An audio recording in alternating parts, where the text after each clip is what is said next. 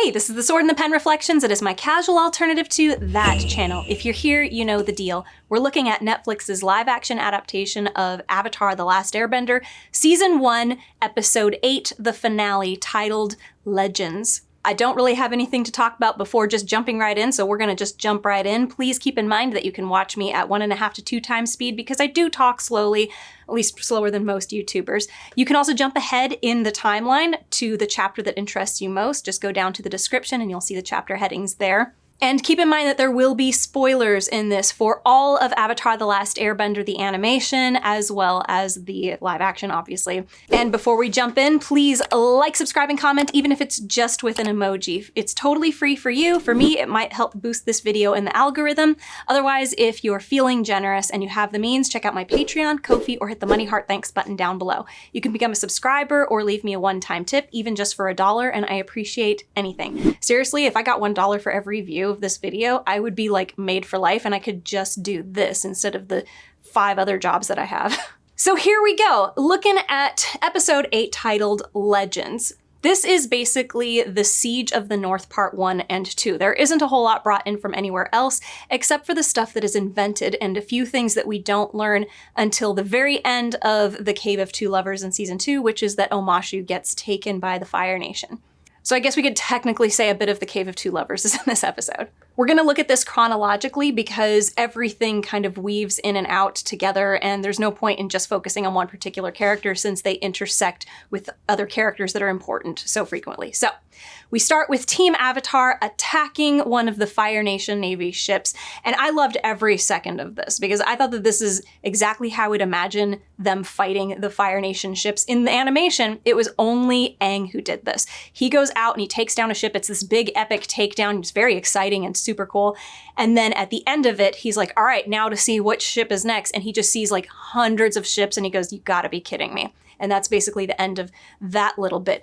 But at the end of the previous episode in the live action, Aang basically had to accept that Sokka and Katara have made the choice to stay with Aang and fight with him, and he can't say no to that. Like, he can tell them you have to go or whatever, but really it's their choice. And so him rejecting them, helping him do everything that he needs to do to help preserve, or not preserve, but protect the Northern Water Tribe, that wouldn't make sense. So I like that we switched it to it's the Avatar gang. Plus, we get to see more of the Avatar gang acting like the Avatar gang. As a matter of fact, they are more Avatar gang-like, or Team Avatar-like in this moment than at any point that they have been in the series up until now. We did see one fight in was it 2 episodes ago? No, it was 1 episode. Yes, 2 episodes ago. No, 3 episodes ago, whatever. They were fighting firebenders together, but this is them working as they do going forward. Sokka is on Appa, flying around, telling all the other two who are on the deck of the ship doing stuff, hey, you gotta watch out for some firebenders who are coming around on your starboard side. And then he gets an idea and he tells Aang to keep the firebenders up on the bow of the ship. And we see him jump off of Appa into the pilot house of the ship, that's like the wheelhouse, after the soldiers in there have left, and he starts smashing stuff in there so they can't operate the boat anymore. So this is very Team Avatar-y because he becomes the leader, he becomes the one who thinks on his feet and comes up with great ideas, and he does, in many episodes in the animation, think to go and destroy whatever it is that is moving the big machine. So I like this. And I like that we get to see Katara doing more stuff, like actually fighting. We have seen a very gradual progression of Katara being just doing one little water thing like this to the last episode, her having the big epic battle with Master Pakku, where it was very physical, and this actress pulled it off very well. So I'm really excited to see more of her stuff because in the animation, waterbending was one of the most beautiful forms to look at, and she was the one who did all the cool, crazy stuff with the waterbending. So I'm excited to see how they're gonna portray this going forward. And I do think the actress can pull this off. I mean, it's obvious she can because of what we saw in the previous episode. Now, with Zuko, we see him, and it's staged exactly like how it is in the animation. He's getting onto the kayak that's lowering from the ship because they've now reached Agna, Qel'a, and he's gonna paddle out and try to find a way to get into the city. Iroh's trying to warn him about how dangerous it is, but Zuko tells him that, he's determined one way or another, this is where my journey ends. And Iroh tells him, like, okay, look for open fissures that might have a waterway leading you in, basically giving him advice on how to get in. And this is where the scene in the live action changes from what it was in the animation. In the animation, Iroh says, "I'm sorry that I nag you. It's just that ever since I lost my son, I think of you as my own." And Zuko says, "I know, Uncle," and then says goodbye to him and says, "I'll be back after I have the Avatar." Now, in the live action, we've changed it up. Zuko says to Iroh, "Lu Ten would have been proud to have you as his father." And I wish all of the dialogue in the show could have been like this. So let me break this one line down here. He doesn't say, "I know you think of me as your son and I recognize that." And he doesn't say, "I'm so glad that I have you looking out for me. You are the great father figure that I need, and you deserve to be proud of yourself because I'm proud of you." He doesn't say all that. He says, "Lu Ten would have been proud to have you as his father." So all of the deeper stuff is in the subtext here. Zuko is telling Iroh that he thinks of him as a wonderful father, but it's not right for Zuko to call his uncle his father. That would be inappropriate and disrespectful to Ozai, even though it's definitely deserved. But that's not the state that Zuko is in at this point. He could never just say that. And it actually does align with Eastern Asian culture, where you wouldn't want to do that. It would be very bad. Everything is in what is not being said in the words.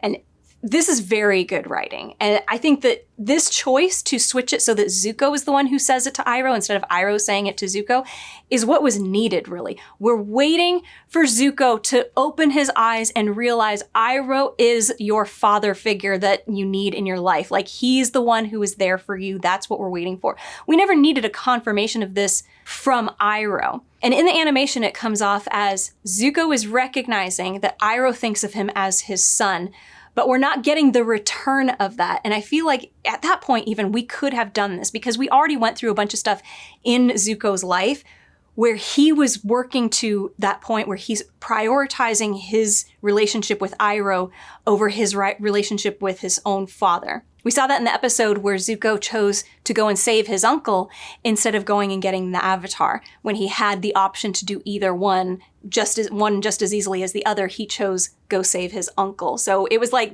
we're leading more to him recognizing just how important Iroh is in his life. So I like that we did this, and yet he still didn't say, "I think of you as my father," because he's not there yet. He's almost there. Yeah, because this was done in such a way that Zuko doesn't actually say he thinks of Iroh as his father, the window is still open for him to still choose his father over Iroh and that betrayal to happen. So I applaud this. Back in Agna Qel'a, we've got Sokka reporting that the fleet is just way too huge. It doesn't matter how many waterbenders they send out there, they're never going to be able to do it. And so Arnook, that's the chief, and Master Pakku are like, okay, we're just going to make our stand here, then let's do this. And then Aang is left there talking with Sokka and Katara, going like, this is really bad, isn't it? Like, it's bad that we can't go out and meet the fleet, but that we're waiting for them to come here now. And Sokka goes, you know what? The enemy means business, but so do we. And he's like, I would give us 50-50. And then he thinks and he goes, well, 60-40.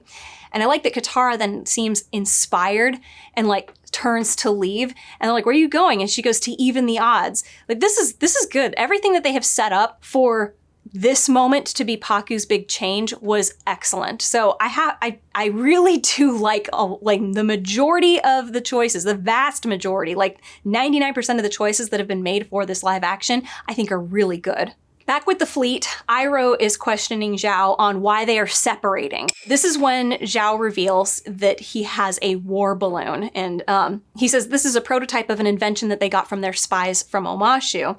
And he says that they're going to use it to open a new front. This is why he's not leading the charge at the front. He's going to open a new front. And when Iroh points out, like, this isn't big enough to bring like a real firebender force with us, Zhao says that it's big enough to carry enough people to get the job done. But he doesn't elaborate on what that job is before we hear the war horns and we see that the Fire Nation Navy has begun their assault and they're launching fireballs towards Agna Qel'a. This whole battle scene, by the way, was way bigger than what I was expecting to get in the live action. Like, this felt like a cinematic movie battle scene, which is a huge undertaking. And I know, like, oh, Netflix is enormous. I have not seen another show, except maybe Game of Thrones, do this. Even Wheel of Time, which had an insane budget, didn't do this. So this is great. In Agna Qel'a, we see Aang, Hahn, and the waterbenders taking up arms and fighting off huge fireballs crashing towards them and into the wall. And then Katara runs up to Master Pakku, who's like very busy, like, and tells her like, get lost, basically. You know, women aren't allowed in combat. That's what he reminds her of. And she tells him to forget his pride. This is about the survival of the waterbenders, and you need all the help you can get. And right when it seems like it's affecting him, he goes, you know we can make a difference. And Pakku sees that Katara has brought a large group of women, waterbenders, who are just standing there waiting to do something. And I really like the way, like, this is very nice, the way this is all planned out and done. Like, that she brings, like, look at all of these resources. These women can do something. And I actually would agree that it would have been a bad idea to take those women and make them part of your plan for like, oh, we are planning to do this. They're good at, because they haven't been trained to face death because ever, whereas the warriors would have been. So it is actually smarter to even say, well, I didn't put them in the plans, but like, go find where you can be helpful and be helpful, because then they're not somebody that's being relied on. They're somebody who is supporting what's already being relied on, if that makes sense. It's actually much smarter. But not like that was planned on. The whole point is that he didn't want to rely on it at all, but now they can help. So Katara tells Pakku that all they want is what he wants, a chance to defend their home. And then Yagoda comes up to Pakku and says, what good is it relying on the past when it stops us from having a future? And then she goes, get over yourself, you old fool, and let us get the job done. And that's when Pakku tells them that the western side of the wall needs reinforcement. You can help them repair the damage and see if their warriors need any other assistance. This was great. Like, this is the moment. This is how you do a meaningful change, a meaningful, believable change in a character who's been set in his ways. Like, Master Pakku changing because this is, you know, the necklace I gave to the love of my life, Qel'a, and, you know, where did she go? Well, she left because of your beliefs. And that is like a personal thing. That is not like a world-changing reason for why you should change your traditions. Things that he's in charge of. He's in charge of women do not learn how to fight. They only do healing. So for this to be like, your world will not exist if you don't change, this is significantly better. I just can't like applaud this change enough. It was very good. And I like how they did all of this, that it was in the moments of the beginning of the battle when it was clear they were desperate, they were losing. And she's like, look, you have these resources, just put them out there. And he says, okay, go. I like it. Then we have a scene of Arnook, who's the chief, yelling out that the entire city will be in range soon. And I do sort of wish that Aang or some general, maybe Hahn, somebody said this instead of Arnook, because like, who is he shouting to? But I get it. They needed somebody to say it, so that way we understand why this next bit of dialogue happens. So he grabs Hahn and tells him that you will be the first line of defense if the wall is breached. And Hahn says, don't worry, we'll be ready. And then he catches Yue coming out. So the whole city is about to be in range and she comes running out. She says she doesn't want to hide while everyone else is putting their lives at risk. And he begs her, reminding her that if anything happens to him, she has to take over. She is the future of the Water Tribe. And so it's kind of like, oh, you know, like if she and her father are out there fighting and something happens to both of them, then they're left without a leader. So it would be her responsibility to stay alive. So that is why he needs her to leave. She can't be anywhere here. She has to go and find safety. That's why we had to hear the line about the whole city will be in range soon. And then I like this moment. So Arnook turns and sees both Hahn and Sokka standing there, like ready for action. And he says, Sokka, I want you to go with Yue and help her move the people away from the wall, and most importantly, make sure that the princess stays safe. And Sokka promises that he won't leave her side, and then as he's heading off to go and lead Yue off, Han calls to him and stops him, and he tells Sokka, take care of her. And it was all done so wonderfully. I have no complaints about any of this. I love that we had like the two of them, both warriors, both love Yue, want to protect her, but he chooses Sokka to be the one to protect her. And because of that choice, Han is the one who ends up dead, and Sokka ends up in the position where he's basically not letting, but watching as Yue goes and dies. Like, it was perfect. Like, the setup is perfect. Well done. Again, I know like some of this dialogue and stuff is bad, but like this is so good plotting. Like, this is excellent plotting. And it's not all taken straight from the animation. This itself was made up, and it was very good. Please like, subscribe, and comment, even if it's just with an emoji. It's a free way to support the channel. Or if you're feeling really generous, check out my Patreon, Ko-fi, or hit the money heart thanks button. You can even leave me a one-time tip. Information is in the description and below. On the battlefield, we see that some women are putting up an ice wall, people are just doing stuff, and then a kid, the one who said, oh my gosh, I've never seen anybody, challenge Master Paku like that. Can you show me how to do ice discs? That was so cool. Like that kid comes up to Katara and says, Master Paku, because remember, these were kids. These were the kids in training to become soldiers. So now Master Paku is pulling out even the students. So not just the warriors and not just the women, but even the kids are coming out to fight. So this is good that it comes second here. He comes running up to Katara and says that Master Paku told all the kids to report to her and ask if they can help in any way. And she's like, really? And she's like, yeah, okay, well, you can. She gives them all tasks. And when the kid very obediently is like ready to go off and do it, he goes, yes, Master Katara, and runs off. And Katara's like, well, wait, but she can't correct him. Like, I'm not a master. I like that. This is all like, it's flowing naturally. It's nice. I like this. And I like that the first one to call her Master Katara is one of the kids, because they admired her and how she was able to stand up to Master Paku. And I mean skill-wise, not necessarily that, oh, you stood up to our teacher. More like, holy crap, you did a great job. You did some amazing stuff. So they already see her as like, wow, she's very good. She's very skilled. And then Master Paku tells them, go report to her and do whatever she says. And out of like the habit of obedience, calls her Master Katara. That's good. I like that. Now we're in the war balloon and they're heading towards the oasis, and Iroh is pointing out that tonight's moon is full and that waterbenders are much stronger at the full moon, so maybe we should halt our attack. And Zhao is like, no. I do have a problem with Iroh coming this far and not knowing what Zhao's plan is. But I get doing it for dramatic effect. You do it so that when it finally happens and there's the reveal that it's this horrible, really wild thing to kill the moon, that it's like at the last minute. Because if Iroh knew about this sooner, he would have put a stop to it sooner, I think. Or unless the idea is that he's going to try and let the Avatar stop him, like that's more appropriate. Sort of like how in the end of the entire series, we have that choice being that it's Avatar's job to face Ozai, nobody else's. So I guess I could see it being that, but this really does seem like it's doing what the animation did, which is Iroh doesn't really know what Zhao's plan is until they're literally standing there looking down at the koi fish. Iroh is pointing out that tonight is the full moon and waterbenders are going to be at their peak. So maybe we should halt our attack and resume in the morning. But Zhao says no, he's not going to halt the attack because he knows something. He explains that this moon is a rare full moon called the ice moon. This is all new. This was not in the animation. And it's when the barrier between the spirit world and the physical world grows thin. And he says when Ozai gave him the orders to conquer the north, he knew he couldn't just win with brute force, which Iroh pointed out to him earlier. So then we see a flashback to Zhao at Roku's temple looking through papers. And we'll remember that we saw Zhao telling his speechwriter guy, I don't know, it's his assistant, telling him to make sure that the great sages have everything that they need to do the research that he needed them to do. So now we're seeing after that, at some point, he has gone to Roku's temple and picked up this research himself.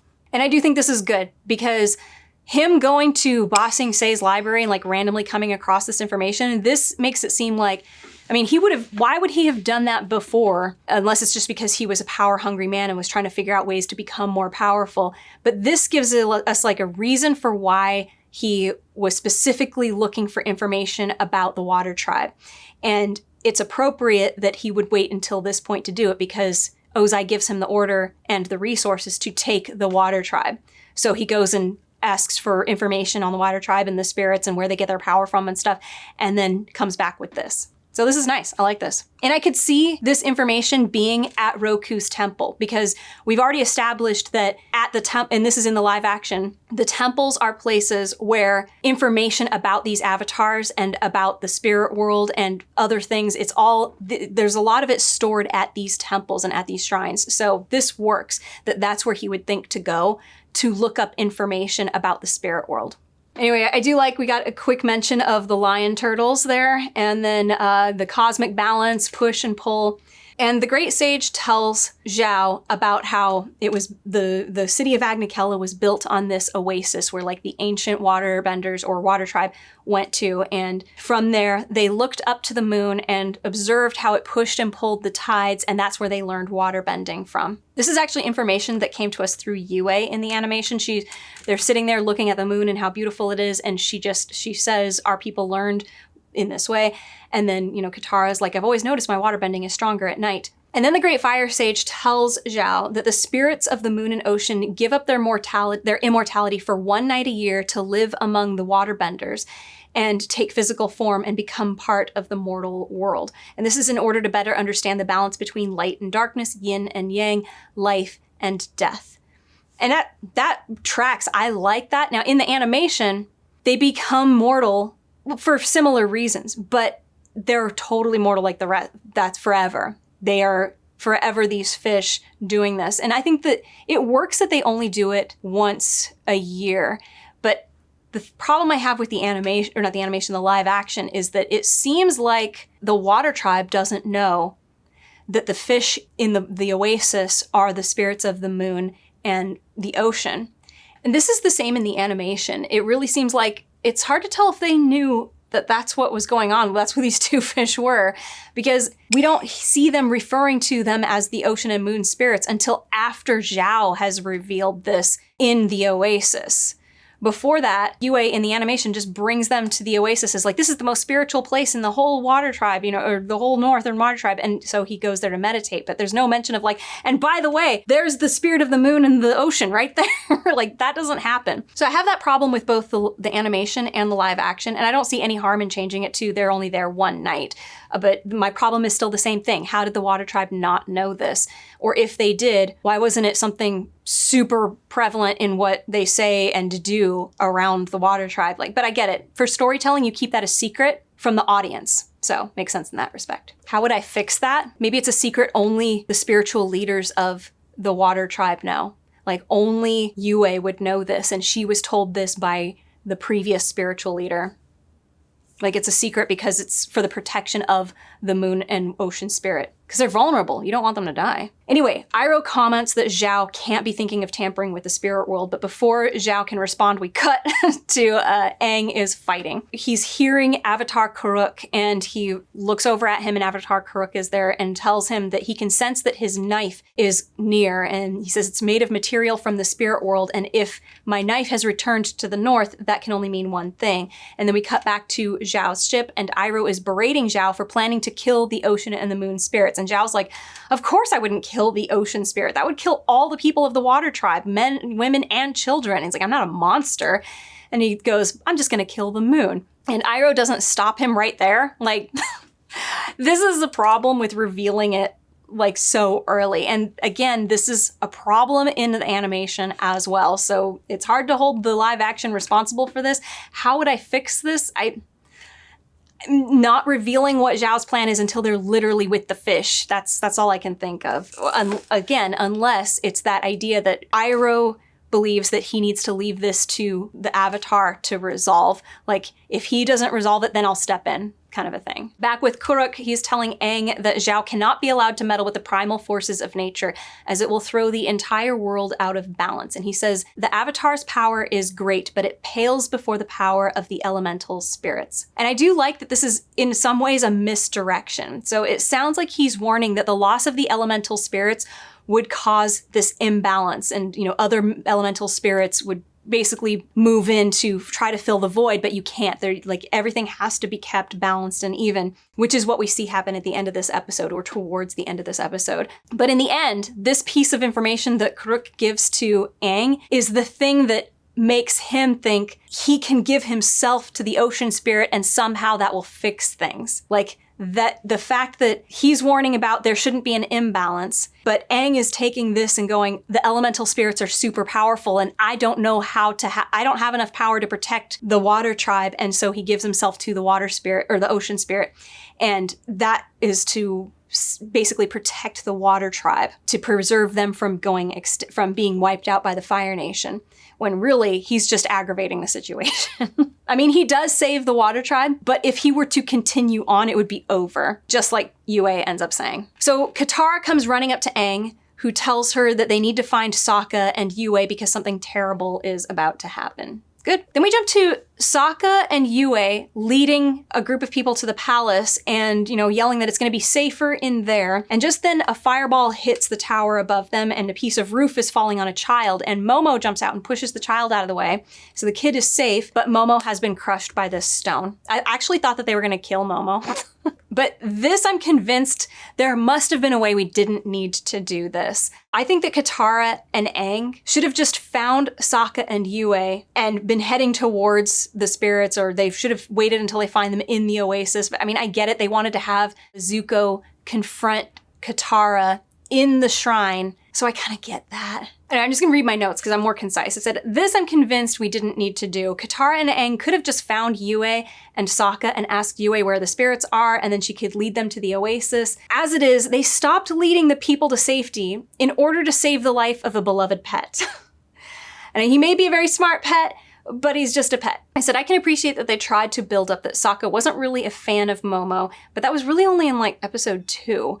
Where, he's climbing all over him and he's like, and then at one point he steals the dangos from, is it a dango? I can't remember what he steals from Sokka, and, Sokka is like, I'll bet you taste like chicken. Wait, that was in an earlier episode. That was earlier part of the episode, and then at the end. We tried to build that up, which makes this more emotional. I get it. They still should have done more to make it, they should have reminded us of this throughout the entire series, that Sokka just gets annoyed at Momo. But I still just think you shouldn't have done this, because Sokka has experienced the near genocide of his own village. He's definitely a meat lover and a hunter. I just don't see that he would abandon his job of protecting women and children to save the life of an animal. So that's all I've really got to say about that. But I do get why they did it. They wanted to have Yue and Sokka arrive at the oasis separately from Aang and Katara, because we need to have Zuko intervene and stop Katara from going into the oasis with Aang, so that way the two of them can have a duel separately. I get that. I really don't know how to fix that bit. Anyway, Yue leads Sokka to the oasis and lowers Momo into the water, saying that this is where the priests brought her when she was sick. It's the source of all spiritual energy in their land. And then she heals Momo. And I think it was very cute that Sokka was so grateful that Momo was okay. He thanks Yue, and then we see the war balloon behind them. It's up in the sky on its way down. Then we get in a drain underneath a bridge in Agna, Qel'a, we see Zuko under the ice trying to get out, and we see the little glow of fire of his hands, and then he bursts out. This is different from what we had in the animation, and gosh, I know they probably cut it for time, but dang, I wish we had that whole sequence of Zuko getting into Agna, Qel'a, because it really showcased just how recklessly desperate he was to get to the Avatar, because everything that he does is just so reckless. You're like, you could die at any minute. The things that he sees that he needs to do, and he just goes for it. And then I do like the angle that we had in the animation of him putting his hands above him and his hands going up with the heat first and then just barely making it out. I wish we could have had that. I'm sure we didn't for money reasons, but dang. Oh well. I still thought this was good. Nothing will ever beat what we had in the animation, though, unless it's an exact replication.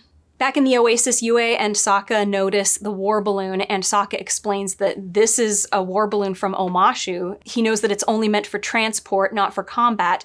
And Yue's like, how do you know all this stuff? And he goes, because I helped design it. This is good. With Zhao and Iroh unloading from the war balloon, we've got Zhao telling Iroh that they don't know what the spirits are going to look like, but that's where he hopes General Iroh is going to come in, since everybody knows he's so well versed in spiritual matters. So in the animation, Zhao is the one who reveals that in the Fire Nation, there are rumors about Iroh going into the spirit world when he was a kid. Did he say when he was a kid, or just says when he was younger? Doesn't matter. But there's hints throughout the entire series that Iroh has done some stuff in the spirit world. He sees Aang on the back of Fang, which is the dragon that Roku Roku's dragon, flying overhead. Nobody else can see it because they are spirits at that point flying overhead, but he sees it.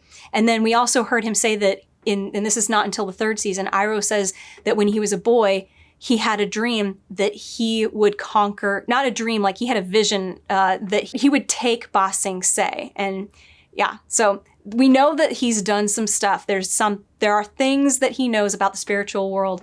So anyway, Iroh points out that this is a ridiculous thing to assume that he'd be able to be helpful about because they could appear as a pair of trees in the grove or insects on a blade of grass. And Zhao tells Iroh to help him look for the spirits or watch as he burns this whole oasis to the ground. So, I mean, this is why Iroh is going along with it because, well, if I intervene, it could be very dangerous for everybody in here.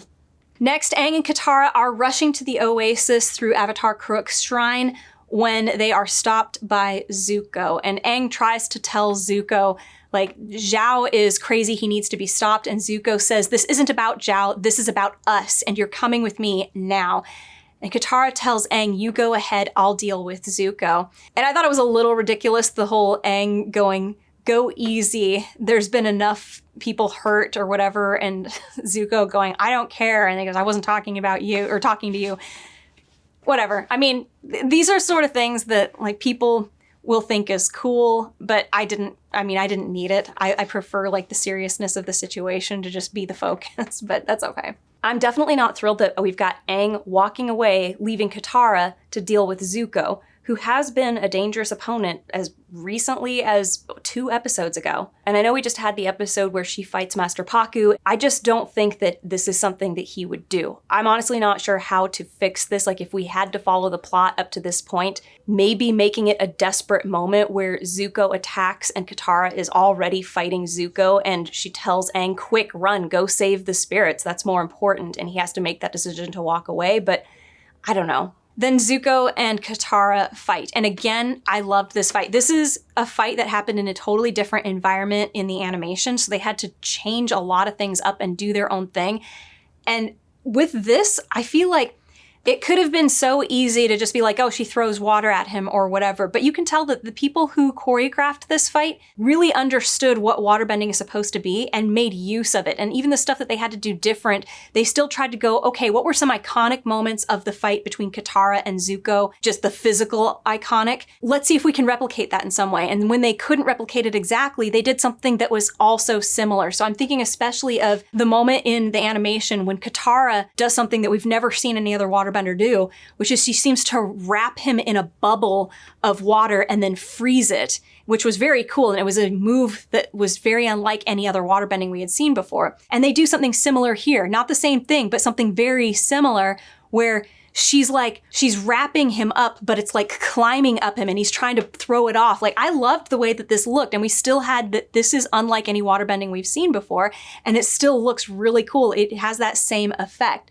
So I have to applaud the choreographers for the waterbending, at least. This looks good. And actually we see another fight later on where I can see it again, where I'm like, these people understood what the choreography is supposed to be doing, and they got creative with it. They didn't just like, well, we can only replicate what they do in the animation. They understood it and got creative in their own ways, but still seemed to understand this is how waterbending works, and this is something a waterbender might do. We get a bunch of the iconic lines too. We got Zuko saying, you learned some new tricks, but I didn't come this far to lose to you. And also him saying through the ice, which was part of it, that she has just stopped him completely in a sense, and he's able to just stop and say this line, you know, you little peasant, you found a master, haven't you? But they did add the line where she goes, you're looking at her. And I feel like they took that attitude from the second half of the animation's duel between the two of them, because their duel has 2 parts. The first half of it, she loses, and Zuko's able to kidnap the Avatar, but we couldn't have him kidnapping the Avatar. This is gonna take way too long. The second half of their duel is when they find Zuko and Aang up in the snow, and he says, are you ready for another rematch? And, you know, or something like that. And she goes, trust me, it's not gonna be much of a match. And she just puts him down in one move, basically. I feel like we took that attitude and said, she's already there at this point. So just have it here, have her give the line, you're looking at the master. And I thought that works. See that they didn't lose it, they just put it here. I mean, it is a shame that we didn't have the time to have the kidnapping and everything, but this is how it works sometimes. And Whenever people say like, oh, the animation and the live action have a roughly the same number of minutes, but live action takes way longer to do and believably without feeling crunched and rushed than animation. If you were to take frame by frame every moment of the animation and put it into live action, it would feel very cartoony and fake. They've already got that problem because they've tried not to cut stuff. So doing something like having the kidnapping and bringing him back, there's no time for that, and I feel like it's completely understandable. And so they said, what was her attitude at the end? How do we incorporate that here? And we do it like this. And at the end, remember, there was Zuko won and then Katara won. Now we just have, it's basically a draw. The only reason Katara can't win in the end is because she loses her waterbending ability because the moon dies before they're able to finish their fight. But it was a draw, which is also kind of nice. I mean, you know, he won and then she won in the animation, and here it's a draw. That's like a fair trade. The one line we cut, I wish they had in there, was "You rise with the moon, I rise with the sun." It's kind of it was a very super cool line, you know, from the animation. But, you know, the sun doesn't rise here, so they can't have it. Aang is in the oasis, and he gets found by Sokka and Yue, who pull him into hiding in a bush. And Aang explains that Zhao is going to try and kill the moon and ocean spirit, and Yue is like, oh no, that will be the end of our people. We can't let him do that. And we got Sokka looking like, oh my gosh. It's one of those moments where this scene had to happen, because I can't imagine Aang joining up with Yue and Sokka and not immediately saying what's wrong, like, oh my gosh, she's gonna try and kill the ocean and moon spirits, and then for Yue to be like, we will all be killed if that happened. Like, if the ocean and moon spirit are killed, all of our people will die too. It's just one of those things. Anyway, we've got the Fire Nation guys all looking around the oasis, and then Zhao sees the two koi fish circling each other in the pond and puts it all together, push and pull, yin and yang, and basically shouts out overjoyed and happy, like, oh my gosh, I found them. What is the word for that? I don't care. My brain is not in, I lose the ability to call to mind my own vocabulary and say stuff, so I just sound dumb. Iroh tells him that the power of the spirits is not to be trifled with. Without the moon, the world will be thrown out of balance and chaos will be unleashed. And he goes, even Ozai wouldn't want that. And the live action really takes Zhao's delusion and puts it on the forefront and shows that it's much more than I think. So in the animation, it was in the subtext, like just how far had Zhao's dreams gone. Like, all we heard in the animation was him going like, oh, I will be known as, you know, Zhao the Conqueror. And here, he even wants to be Fire Lord. So he says, I'm just going to read my notes. I say, in the animation, he basically just talks about how everybody's going to know me as Zhao the Moonslayer, Zhao the Conqueror. And I like that they're doing this in the live action, being a little bit more exploratory of what his ambitions really are, other than just, oh, I'll have these great titles and be a figure of legend. He's far more ambitious than that, because I think that it's actually missed in the animation that Zhao at this point is a more terrifying dictator than Ozai at this point. I mean, he gets there, but really it's Azula who was the one who got there, and then Ozai was like, yes, we will do this. I mean, she was an extension of him, really, so it's basically just Ozai at that point. I mean, Ozai gets there, but he's not at this point there. He's not out there trying to torch the whole world. He's just the dictator who's expanding his army or his territory with conquests, individual conquests. He is more terrifying than Ozai at this point. He just never had the power to make this stuff happen, and here he is about to grasp that power. So Zhao, in the live action, says Ozai lacks vision because he's too fixated on the games he's playing with his family. He can't see the bigger picture. And Iroh threatens that whatever he does to those spirits, he will unleash on Zhao tenfold, exactly as he says in the animation. But Zhao brushes that off and says this can still work out for Iroh. And I like that he does this here, because this is not in the animation. He says, once I take my place as the Fire Lord, you can stand by my side. Your presence will lend legitimacy to my claim. The Dragon of the West can rise again as long as he bows. This is nice. This is good. Zhao scoops up Tui in a bag, and that's the moon spirit. And he finishes with that title that he imagines himself having, as long as he bows before Zhao, the Moon Slayer. And then the moon turns red, just like in the animation, and everything turns red under that moonlight. I'm so glad that they did this. I mean, this is one of those things where I'm like, I could see the live action deciding they're not going to do this because, it's all flat red. But it was so part of creating the tension, like we are at the crisis moment. The moon has turned blood red because the danger to the moon. It is in danger. Its life is in danger. And so it works thematically so well. And they did it right where the fire reveals the real colors. I just liked it. Yeah, Zhao cries out that he is a legend now. They will tell stories about me for generations. Zhao, the Moon Slayer. This is basically from the animation, but it's great. I love it. Just then, Aang comes out of hiding, confronts Zhao, and I do like the conversation they have here. I didn't think that I would want a conversation between Aang and Zhao that goes like this, but they do, and I like it.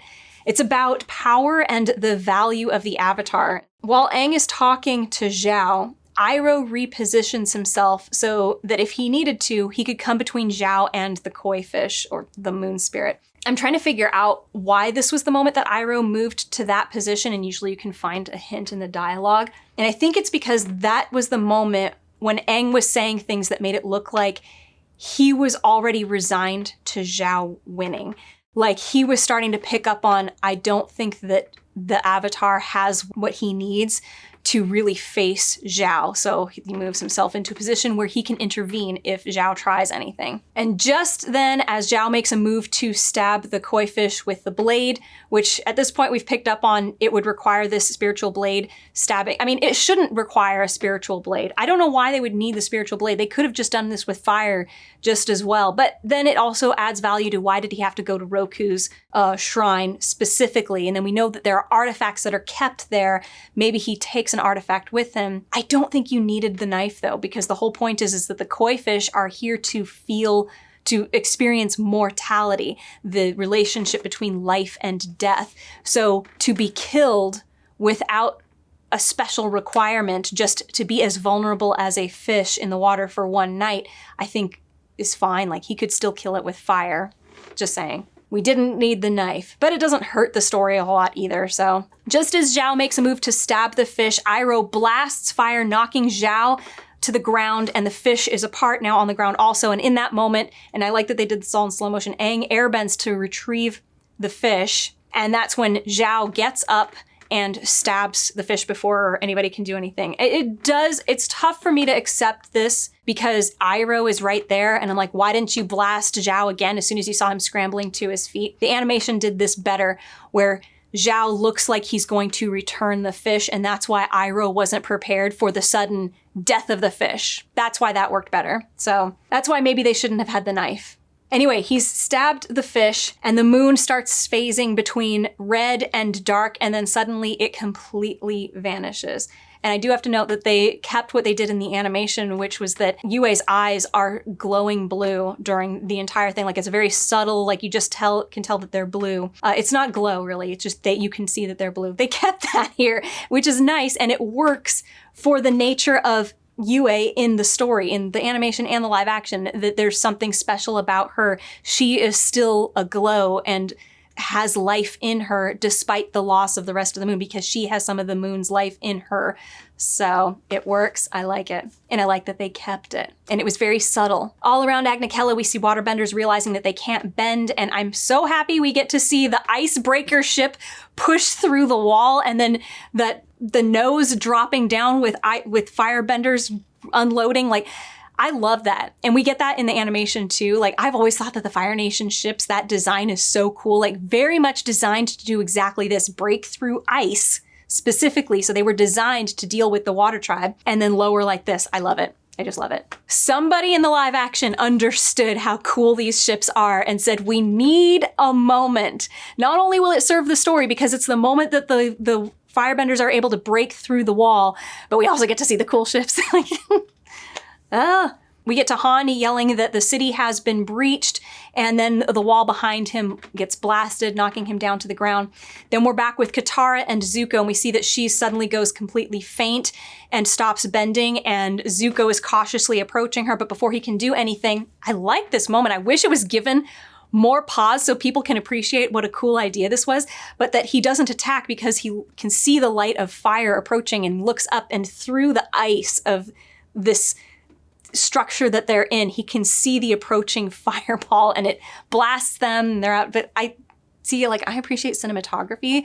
So that was a moment I would have really wanted to have more time to appreciate, even just a half a second longer. Then we see that the whole palace tower thing collapses just like we saw in Aang's vision from Avatar Kyoshi. And then we get to Arnook, who is ordering everyone to fall back. And then he tells Hahn, and then Hahn tells him to go, we will cover your retreat.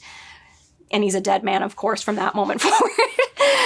Anyway, so Arnook basically silently agrees and thank you, and goes. And we get a nice fight actually with Hahn fighting with the club, like him and the other warriors fighting with the club. Well, he has the club, just like how Sokka has one.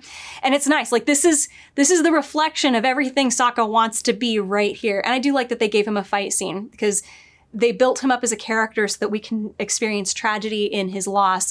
And that is something that was, and I said it already, was missing in the animation. They underplayed the tragedy of the loss of life in the water tribe. We get it with Yue, but again, she chooses to die. And that's far different from somebody who dies in battle trying to save lives and doesn't choose, oh, I'm just gonna go die, but literally is fighting, trying to stay alive and keep others alive, but also risking themselves and still loses. That's so much more tragic. And they did a really good job with that with Hahn. So well done. And it was a nice fight. Back in the Oasis, Iroh is blasting fire at all of the Fire Nation people, and they're getting chased away. And Yue has collapsed and says that the moon is gone. There is no hope now. It's over. And you know what? I have to say that in the live action, I actually understood this, I think, better than I did when I first watched this in the animation. That it wasn't just that, oh no, the waterbenders have lost their power.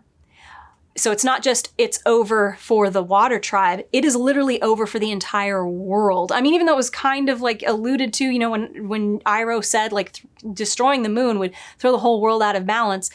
Here, because they've kind of hammered that, this line reads more like the moon is gone. There is no hope now. It's over. It's over for everyone. It's over for the Fire Nation, the Earth Kingdom, everybody. It's really over. The world is just going to be ruled by kaijus at this point. Aang hears this and recalls the things that the other avatars have said to him. Kyoshi said, being the avatar means putting your duties above all else, even your life. And then from Roku, he remembers, the avatar has to make the impossible choices, placing the world's needs ahead of your needs. And Karuk gives him the answer to what do you, when you put everybody else's lives ahead of your own, what do you do? And this is where Karuk's thing that he said before has the double meaning, and it meant one thing the first time he heard it, but now it means something else. Avatar Karuk said, the power of the avatar is great, but it pales before the power of the elemental spirits. And Aang looks at La swimming in the pool, closes his eyes and opens them again in the avatar state and says, no, it's not over. Just that second meaning coming to mean, he has to put the people ahead of himself. He should sacrifice himself, but he doesn't know how. And then Avatar Karuk's thing that he said, having that second meaning, that the power, the elemental spirits, the power of the avatar pales before that. So he is giving basically his agency to the elemental spirit La. So La can act now. And I like that. It actually, you know what? Actually, that kind of is served by the idea that the elemental spirits can't just be, or that Tui and La can't just be in the physical world at their own will. Like, that's why they're only in the physical world for one night, to experience mortality. That Aang is giving La the power to use its power in the world, if that makes sense. I can like that. I do like that. I don't know if that's what they were doing, but if that was what they were doing, I think I like that. Because Aang is the bridge between the two worlds. So it's like he's saying, all right, you can come into this world and let your, unleash your power as you will on here in this world to save the people of the water tribe. So Aang says it's not over, and he goes into the water, and Yue understands what he's doing and says, don't do this, you'll be lost forever. And Aang says, I should have been lost 100 years ago. And he does this in the avatar state with the multi-voice of the many avatars. I should have been lost 100 years ago. This isn't my time or my world. I couldn't save my world, but I can save this one. I do wish we cut those last 3 sentences where he says, I should have been lost 100 years ago. This isn't my time or my world. I couldn't save my world, but I can save this one. They aren't really necessary, and they make it seem like Aang has a degree of control in the avatar state. So we only saw him speak like this in the avatar state 2 times. Once was when he found out about Appa being muzzled, and then he's going after them, tell me where Appa is. That's him speaking while in the avatar state. And then we have it at the very end, but at that point he has mastered the avatar state when he's talking to Ozai. So Aang is basically supposed to lose control of himself because of his emotions and then get thrown into the avatar state where he's just this massive force that can't really be stopped without being calmed down. Anyway, the animation did it, and they're doing it here. So, I mean, sometimes you just do stuff like this. But it is how we are explaining what is going on in Aang's head at this moment, that he's kind of like, you know what, I'm not even supposed to be here anyway, and he's sacrificing himself to save the waterbenders, so that's where his logic is. There are other ways to reveal this, but if you haven't done it in other scenes, like we would have to add scenes to do this, then this is how you do it. I said, anyway, this being a choice of Aang's is actually really good from a bigger picture of storytelling. Aang uses all the things that the other avatars told him, believing that the choice he had to make was to sacrifice himself so that the ocean spirit would be able to save the people of the water tribe. But he's not thinking far enough ahead, which is that this won't fix anything. Yue is actually the one who solves the problem by restoring the lost power, restoring the moon, and returning the world to balance. But yeah, it being a choice is actually good from storytelling perspective. If you have like in the animation, it's almost like he doesn't choose this. Like he is overcome by the avatar state that steps in for him. But anytime that you have your characters making these decisions instead of it being something that's forced on them is usually going to be better. And in here, I think it works very well. Koizilla, by the way, looks fantastic. I love this. In the animation, it looked like a giant Godzilla made out of water with vaguely fish-like features. Its eyes were glowing and it had these glowing marks all over it. But here what they did is they gave it what looks like bioluminescent crests in its body, and its eyes still glow. Like, I couldn't, like, if we did exactly what the animation did with this, I would have said it'll look ridiculous. But they just did exactly what the animation did, and it looks fantastic. They must have taken a lot of inspiration from Godzilla movies, and like, it just looks so good. Like, this is better than I could have imagined it looking. I really struggled to picture how are they going to make this look good. And I did get to see this in advance over my friend's shoulder, showing it to me on their phone. And I was in a restaurant and went, oh my gosh, this looks so effing cool. So anyway, I was very excited. I didn't even think they were going to do it. Because I couldn't imagine doing it, but they did what I thought was not possible, and they did it. Sokka asks what just happened, because he sees, Aang rise up out of the water and become Koizilla, and he goes, what just happened? And Yue explains that Aang has given himself over to the ocean spirit, allowing it to channel its rage through him and access the power of the Avatar. And I just would have worded that differently. It needed to be said, I think, because I could see Sokka not understanding what the hell happened, and I could see that this is something that would be very difficult to pick up on unless it was said almost explicitly, but I didn't like the wording. I want to use more archaic and cryptic language. I think she should have said, Aang has given himself over to the ocean spirit. It now holds the power of the Avatar. That's it. That's all you need to say. He has given himself over to the ocean spirit. Like, we get it. He's not himself anymore. And then the rest of the dialogue can be the same. Sokka wants to run after Aang, saying, we've got to reach him. But Yue says, you don't understand. There is no Aang anymore. Like, that's all you need. And then she faints in the live action. Like, this is all good. This is all good. I liked all of this. Zuko climbs out of the rubble of the building that, collapsed on him and Katara, and he just sees Koizilla walk by. And Iroh comes out of the oasis at that moment and goes, oh my gosh, thank goodness you're alive, and hugs him. And Zuko's just looking up in awe at this monster, and he goes, what is that? And Iroh goes, that is wrath.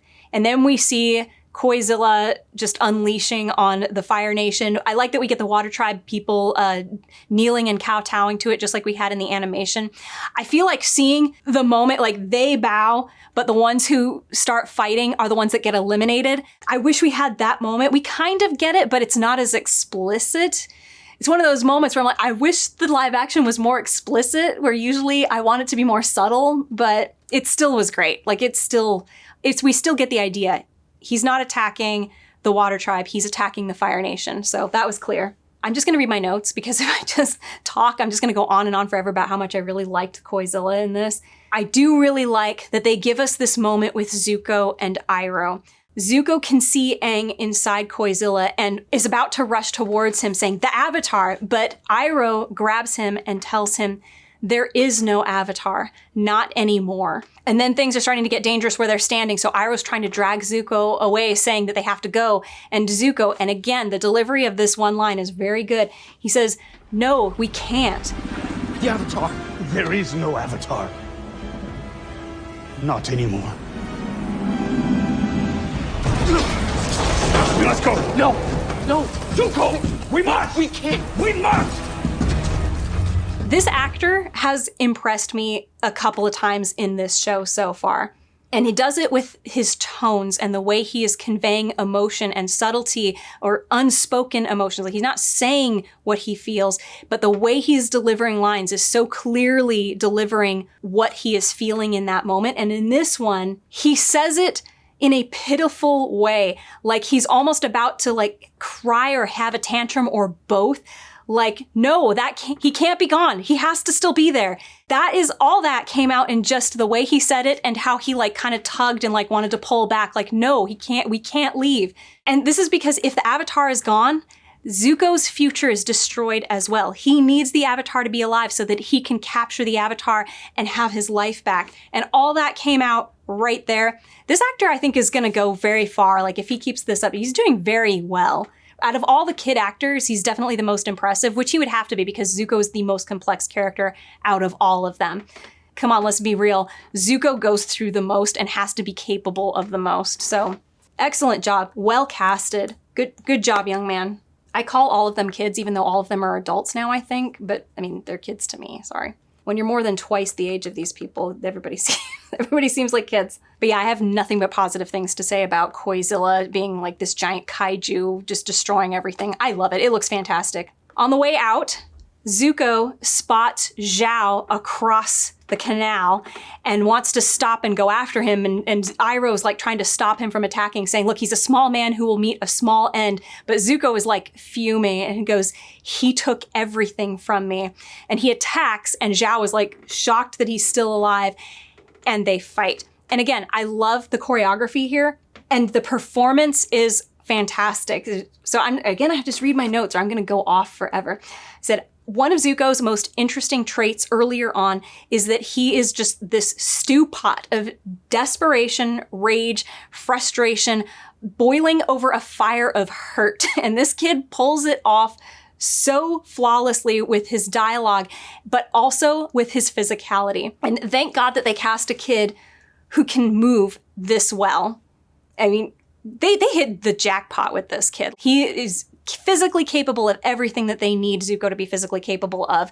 And he takes it to 120% every single time, which is exactly what you would want Zuko to do. He fights like he is throwing everything that he has at the other person. It's always good. Well done. And I cannot wait to see what this kid does going forward. I'm looking forward to every single fight scene that involves this kid and actually Katara as well. So the fact that it looks like they're going to have a fight scene together again in season 2, I'm very excited about that. I want to see what this show does because the action scenes have been top tier. And this is coming from someone who loves martial arts movies. Like they've pulled off fantasy martial arts very well in this. It's entertaining, it seems energetic, and it's everything I want. The only thing I would want more of is, seriously, the only thing that I like about more realistic martial arts is that it's more realistic, being that, like, you know, you've got people actually throwing punches and falling on cars and stuff like that.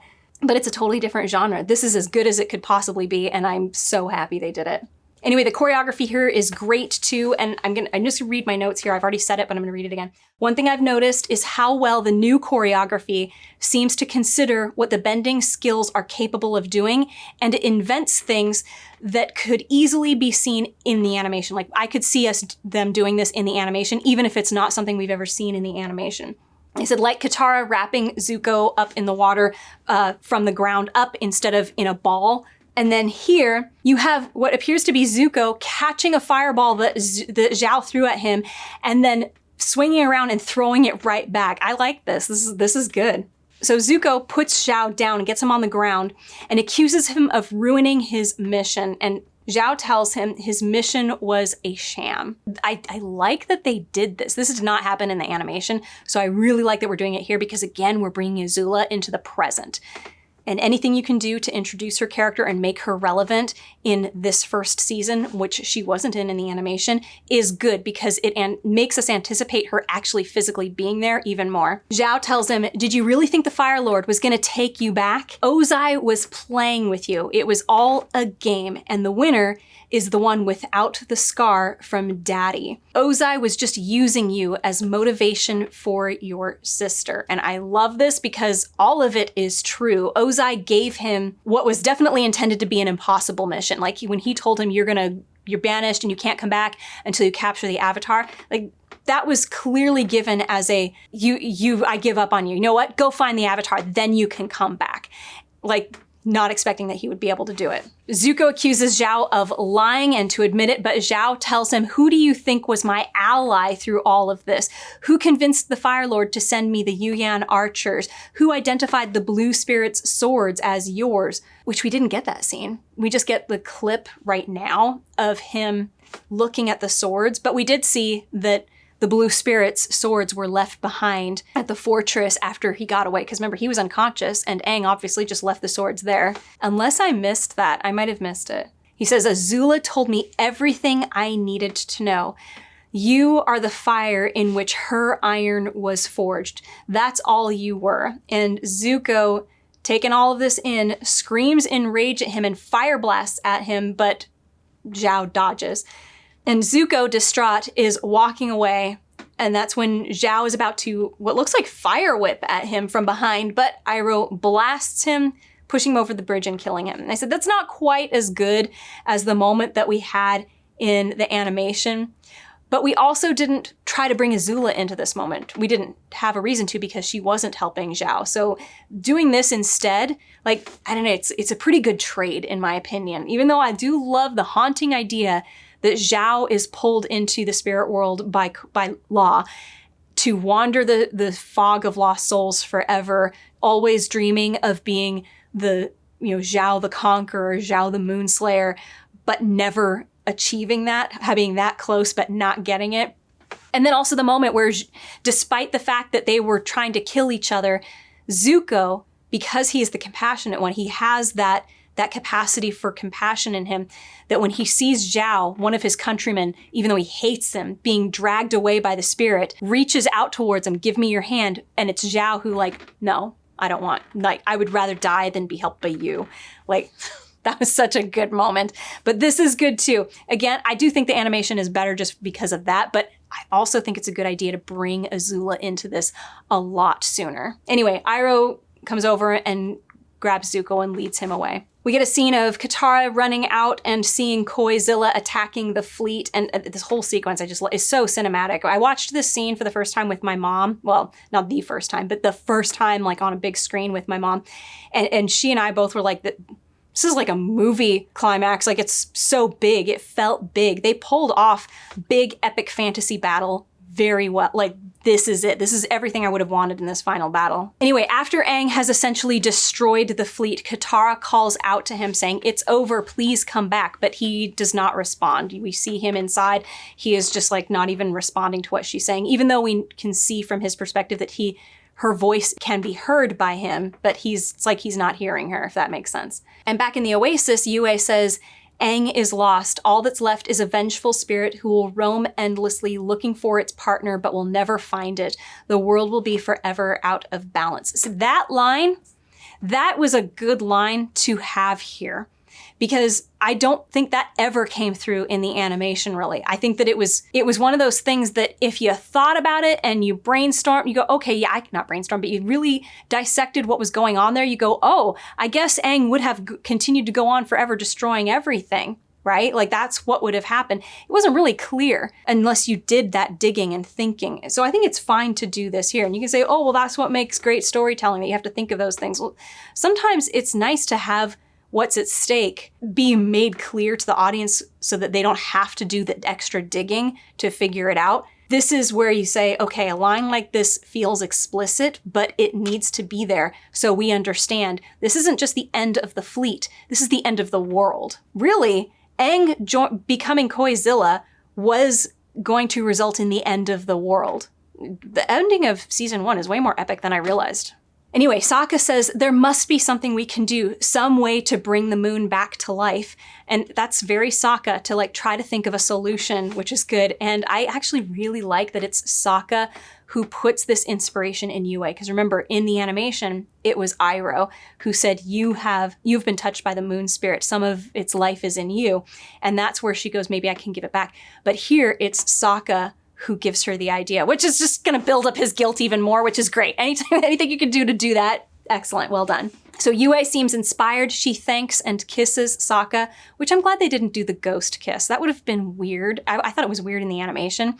I liked that there was a last kiss. This is good. This is just as good. She's kissing him goodbye, and then she pulls the water up around his feet and freezes him in place so he can't go with her. And he says, "What are you doing?" And she wades into the pool holding the fish and says, "I was touched by the moon spirit as a child, so I have its life in me. It's time for me to give it back." And it starts to dawn on Sokka what she's saying. And she says, "This isn't a sad thing. Do you know why the moon and the ocean spirits take physical form for a night? It's because they want to know what it is to be mortal. It's worth the risk to be alive, even just for one night. Especially for just one night." And there's so many different ways you can read that line, because it's one of those lines that for her, like, she's talking about, it's not sad that I am going to die young, that I'm going to sacrifice myself and the moon will go on.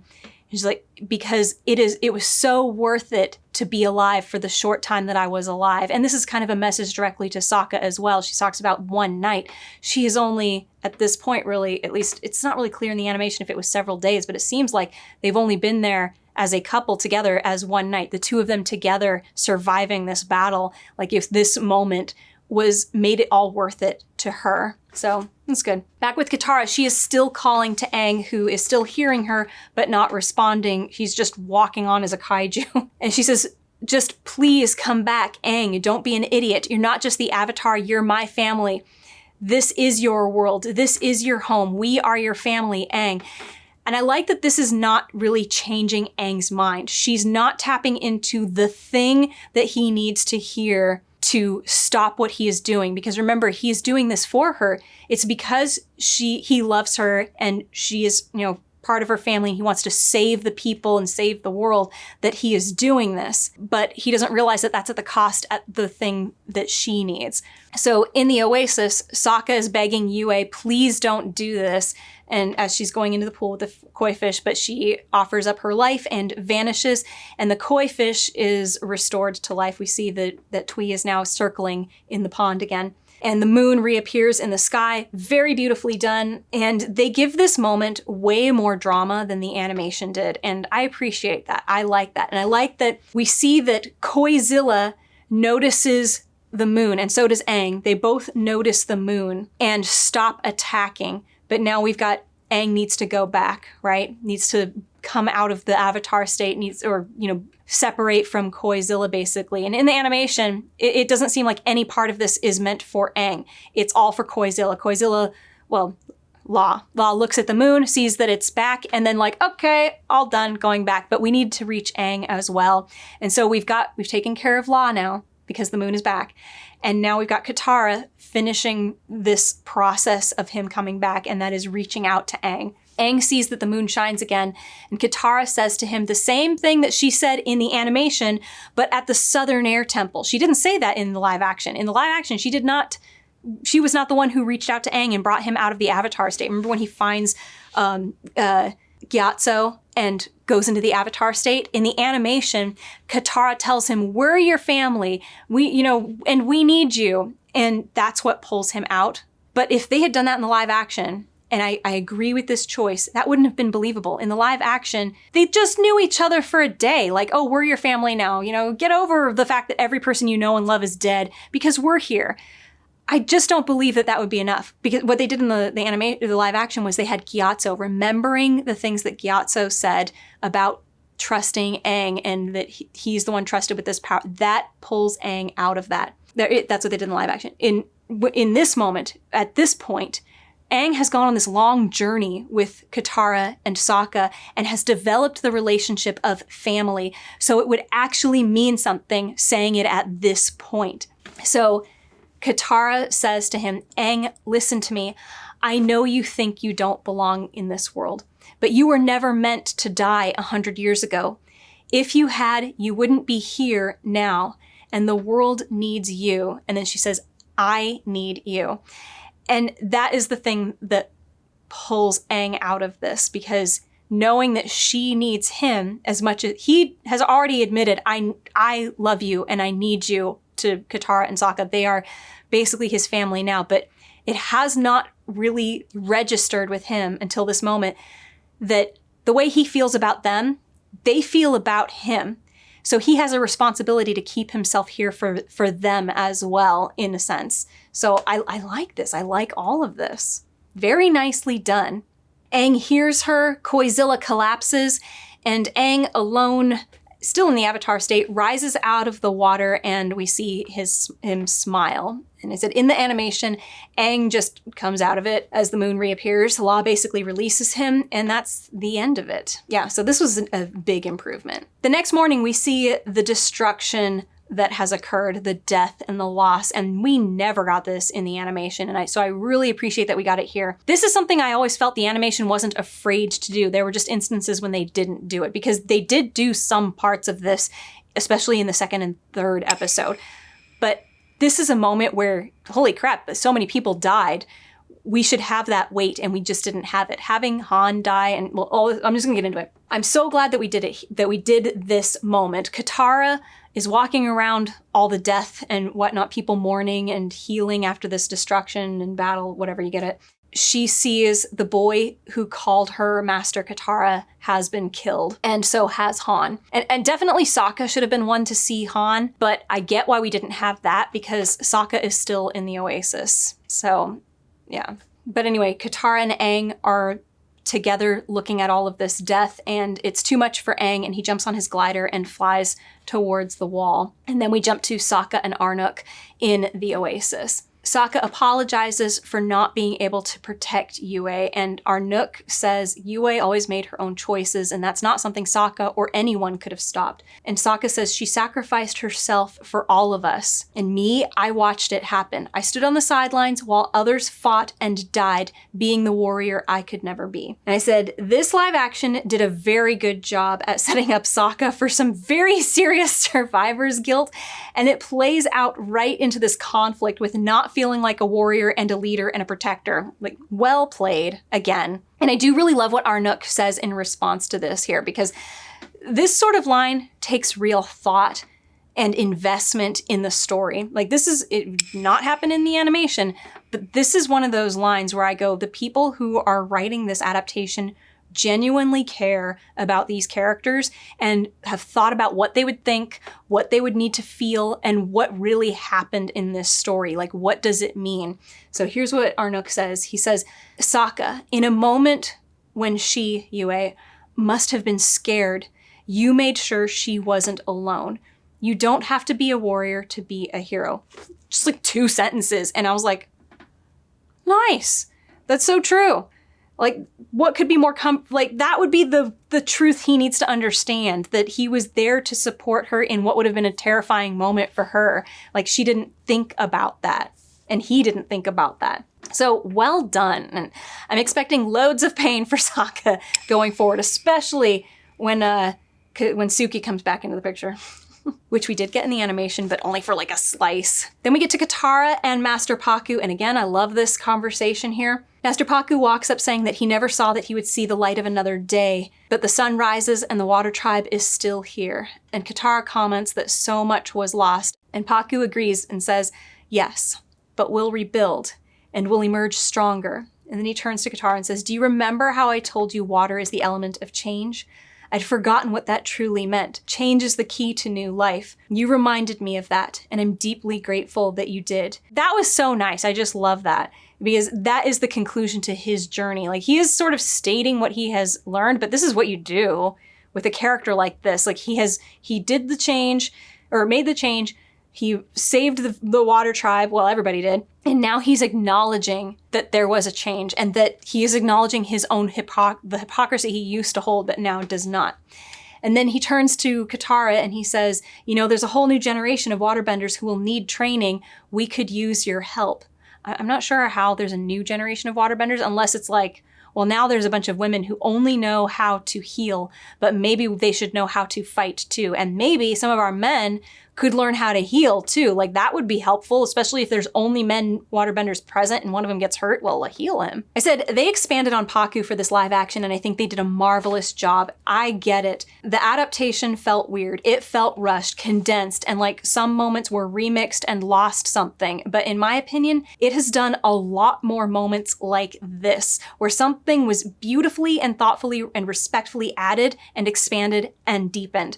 That takes a great love and respect for the source material and huge amount of effort to show that respect and love for the animation by being faithful like this. Katara thanks him, but says that Aang still has a journey to complete, and so does she. And the Avatar still has to learn waterbending. And Pakku says, well, in that case, he couldn't have asked for a better master. And he gives her water from the oasis as a reminder of what they've gone through, and an invitation to return anytime. Katara puts it on. And in the animation, she received this water in the start of season 2, but putting it here is fine. And actually, because of this, I'm wondering if we're not even going to start with them in the Water Tribe at the beginning. Like, maybe we'll see a montage of all the stuff that they've done, including departing from the North. I don't know. Like, I'm so curious to see what they do. Like, there's so much in the beginning of season 2 that they can cut out and condense. Like, we just need to get to Omashu, like, right away, and then the chase, and then find Toph, and then get to Ba Sing Se. Like, I think that's going to be the first 3 episodes, is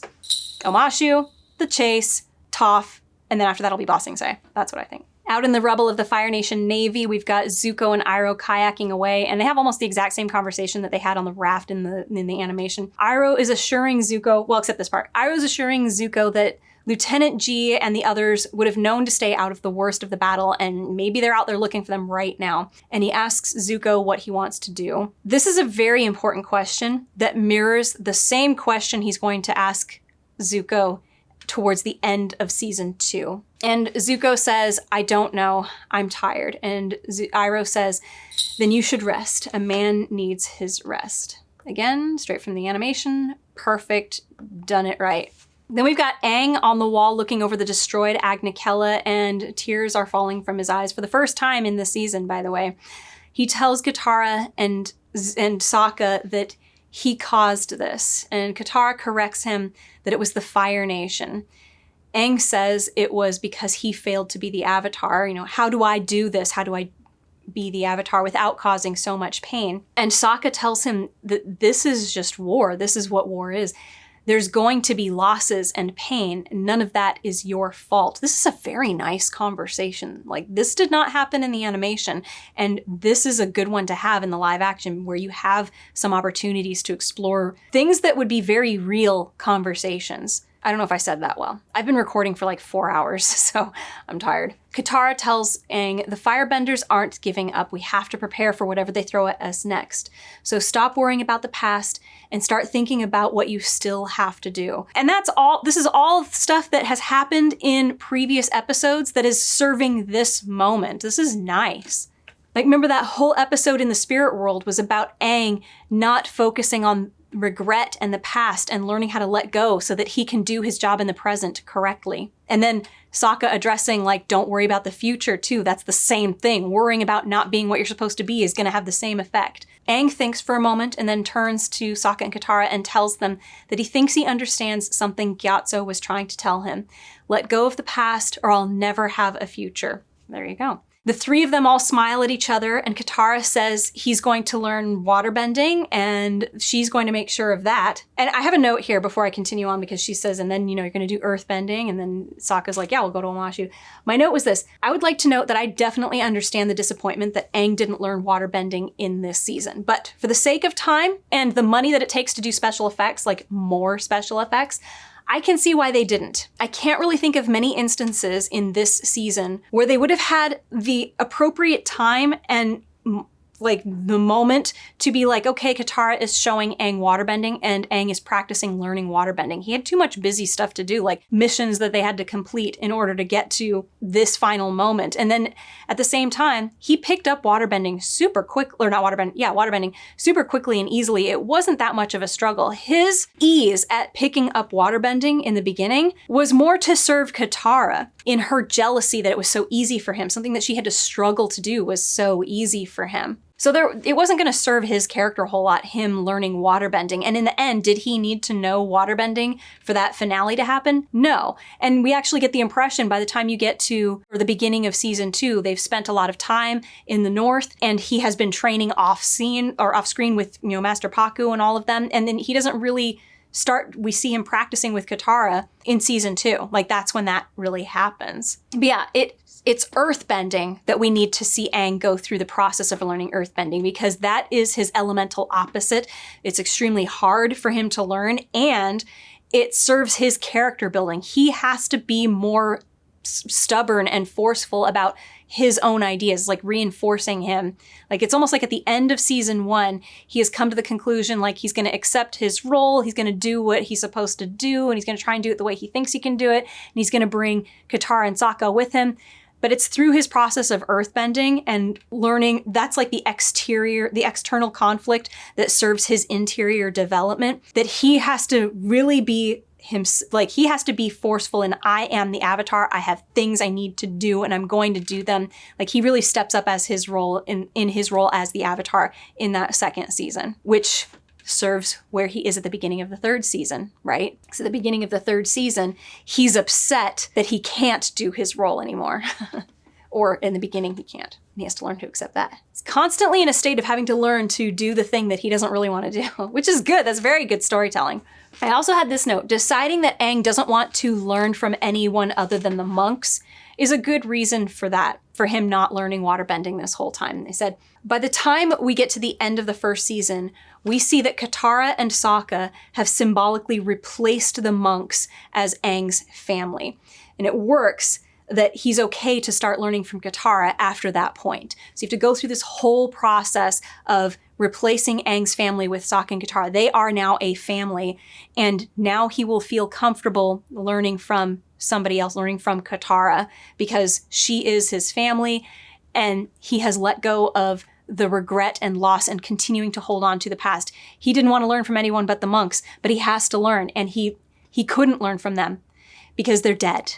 So now he has accepted that that won't ever happen. He can't ever go back. He's, even when he tried to sacrifice himself, and no, he is here. These people need him. He loves them. They love him.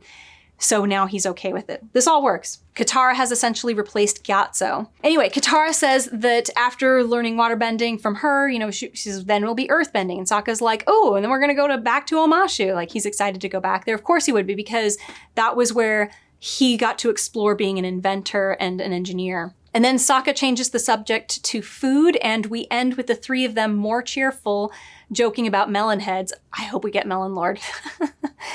I don't know if we will, but it would be fun. Sure would be fun. And that's the end of those three. And then we get back in the Fire Nation. The Great Sage is reporting to Ozai that the attack on Agna Qel'a basically failed and the Avatar escaped again. And Ozai definitely seems displeased, but not like super displeased. And he says it wasn't unexpected. It was very unlikely that we were going to be able to attack it. And the Sage is like, well, then why would you do that at all? And he goes, distraction. And he says that right as he gets a message and says, the North was never the true target. And then we see that Omashu has been taken. Bumi is now captured by the Fire Nation. This is brilliant.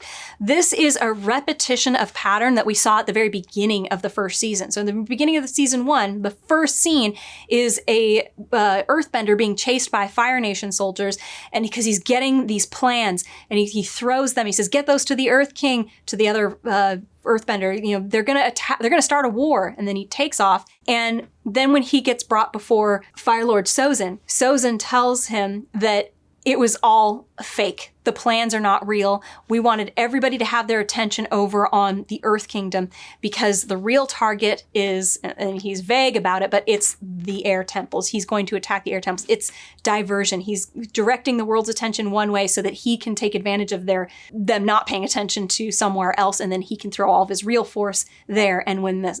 Good strategy, by the way. And so we see that that is what Ozai was doing with the North, which explains why he would be okay with giving all of this power to Zhao, somebody who was clearly not a good leader. Like, just, you know, this was not somebody you really want to rely on. So he's like, you know what? I can he's expendable, and I'm going to send him on this mission. Don't expect him to win. And if he doesn't, you know, if he does, great. If he doesn't, that's fine, because that wasn't the point anyway. We were doing stuff over here. So he says, for the first time in almost 100 years, Omashu has been taken. It is ours. Like, I love it. That was good. That was really good. And then when the Fire Sage asks Ozai if he was aware that Prince Zuko was at Agna Qel'a, Ozai says that if Zuko is strong, he will survive. And if not, sometimes you have to sacrifice the weak to keep yourself strong. And that's when we see that Azula was the one who led the attack on Omashu. Like, this is what his thought process was, is that, well, if he dies, too bad, but I got Azula. Anybody who thought that we were trying to, like, say that Ozai somehow loves his children, I think he does, but it's a perverted kind of love. It's a twisted, horrible, abusive, like, his version of love is evil. This is great. This is fine. I love this. This is actually giving some, like, explanation for him being evil without being an excuse, if that makes sense. We're not saying, oh, he's evil, but we're just saying he's evil because this is what he thinks love is. That works. And as we push in on Azula, she seems very much in her element, declaring that Omashu is theirs and for the Fire Nation. And then as the crowd is cheering, well, you know, her Fire Nation soldiers, it pushes in on her face and she goes, so what's next? Like, I really feel like this is Azula from the animation that we saw at the beginning. Like, she has stepped into that role. So I'm really excited to see season 2, because I think we've brought everyone to where they were at a very familiar place at the beginning of season 2. So we'll see what they do, but I really think it's going to work. I got no complaints. This is not how it went down in the animation. It was not Azula who took Omashu, but it would have been around the same time that Agna Qel'a fell. The Omashu would have fallen after Agna Qel'a was taken, or was not taken, but almost taken. You get the idea. It would have happened around there, because we get the gang showing up early on in season 2. It's like I think it's episode 2 is Cave of Two Lovers, and they end Cave of Two Lovers emerging to see Omashu has been taken by the Fire Nation. So it happened while they were on their way there, or perhaps a little further back. I thought this was excellent. And again, it brings Azula into the present story a lot sooner. I like it. No complaints. And then in what feels like a post-credits scene, because it is almost like we have everything goes black and we get the title card, and then suddenly, oh wait, actually we have more. We've got the Great Fire Sage brings Ozai into a small room and something that looks like a miniature version of the totally amazing planetarium. And we've seen just one shot of it in the second season, and I cannot wait to see what it looks like because it was such a cool scene in the animation. And so I'm glad that they knew that and they really tried hard to put it in there. And we'll see how it's in there. But the Fire Sage says, we've devised this way to calculate the movement of the heavens, and he turns it on and it basically operates the same way. And we see the little comet come by. He says, it's been 100 years, but the time draws near. And they say, Sozin's comet is coming. And he says, soon. And I just love this. So that's the end. It does feel a bit like a double ending, but like I get why they did this. Like it's almost like a teaser for like, wait, there's more danger on its way. We definitely had that with Azula, but this is like, now we know that the thing that was in the beginning of season 1, it's coming again. The thing that gave them the power to, take the airbenders. But anyway, that's it. I'm going to do a post season 1 video. I don't know if I'll have posted it already because I'm trying to get these done before the premiere of season 2, and I'm going to the premiere of season 2. So if I don't get it out, I'll put my post season 1 video out first. So you might have gotten that already, but I'll go over my general thoughts for season 1 and expectations for season 2. And hopefully I've gotten all these out before and then I can post it chronologically, but if not, whatever. Anyway, I really loved what they did. Like everybody, I saw that there was some weird stuff that wasn't quite right. Not like it messed up stuff so much as it was like, I wish this could have been better, like the dialogue and the blocking and some of the editing and some of the scenes that seemed to have been transitional scenes that were missing. But the real meat of this story, the heart of it, was not only faithful, but creatively faithful, which shows a real dedication to being faithful. And it was really impressive, some of it, especially like this episode was pretty impressive.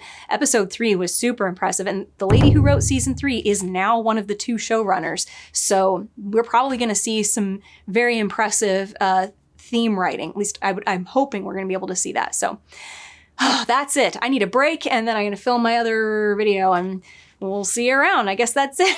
Please like, subscribe, and comment, even if it's just with an emoji. It is free for you. For me, it might help me make some money in this. Well, I won't. This is going to be demonetized most likely. But anyway, otherwise, if you have the means and you're feeling generous, check out my Patreon, Ko-fi, or hit the money heart thanks button down below. That's it. See you for season 2.